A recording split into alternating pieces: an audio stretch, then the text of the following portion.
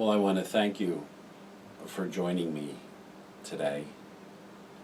Allow me first to introduce myself. My name is Steve Sweet, and I am the pastor here at the Grace Lutheran Church in River Edge.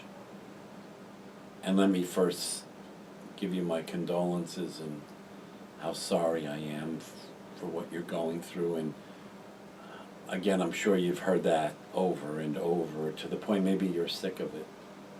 And I don't blame you.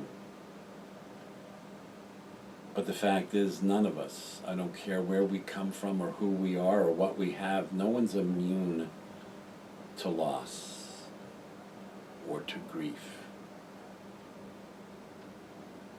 And the one thing that is constant is it's so full of pain. So I think maybe what we need to do is maybe how do we give this grief, this pain a name? What is it?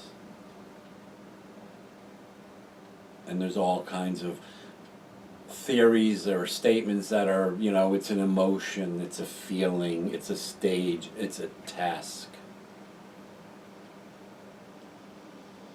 I would say simply that grief and pain it's a process.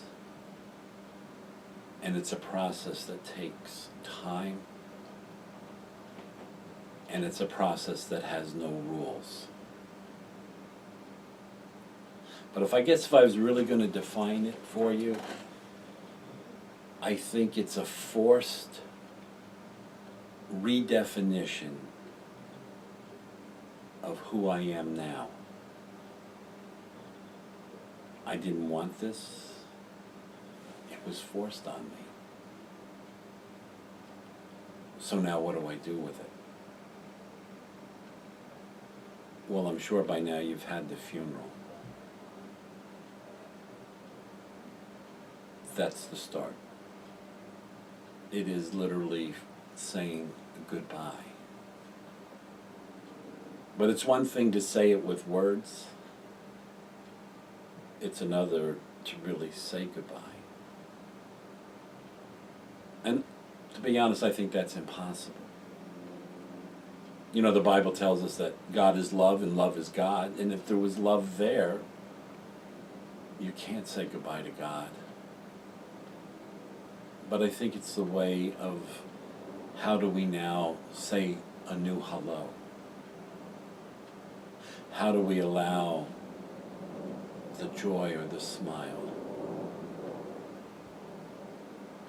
How do I deal with this thing called death? There's a series on there, and I hope you'll check those sites for that. But one of the things I would say that I would make sure that you don't hold back the tears. I have a saying or a feeling that, tears make room for God's light and joy to come back. If we hold our tears in, there's no room. There's no room for a smile. So I would not be afraid to cry. I would talk and talk and talk, and I would share. A technique that I think is very powerful and helpful, I would like to suggest, write your loved one a letter. It sounds crazy, but write them a letter. And don't think about what you're going to write.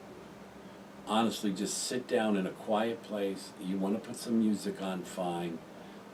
Pencil, pen, computer, whatever you want to use, but don't think about it.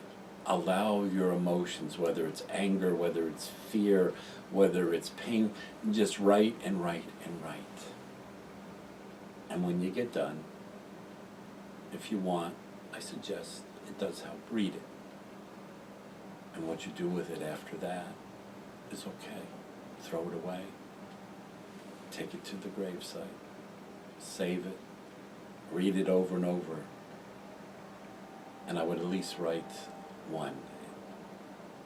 And I think if you write more, it just allows you to say the goodbyes that maybe you forgot to say.